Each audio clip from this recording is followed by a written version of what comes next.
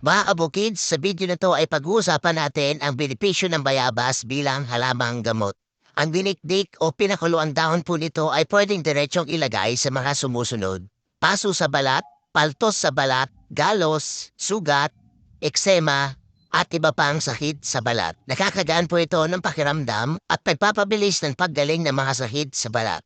Ang nilagang dahon ng bayabas ay kilala rin sa pagpapagaling ng disenterya, pagtatae, at kabag sa tiyan. Ang mga sumusunod ay ang mga pakinabang pa ng bayabas. Panlaban sa pulikat, anti-allergy, gamot sa ubo, gamot sa diabetes, at pang-iwas sa kanser. Nakakapagpatas po ito ng ating immune system dahil sagana din po ito sa vitamin C at antioxidants. Maaari niyong ilaga at gawing tsaa ang dahon nito. Pwede ring dikdikin at itapal na diretsyo sa sugat. At syempre pwedeng kainin ang bunga nito. So ano pang hinihintay nyo? Magtanim na ng halamang gamot/prutas na ito. That's it for now mga kabukids. Maraming salamat po sa inyong suporta at wag pong kalimutang i-share para malaman din po ng iba.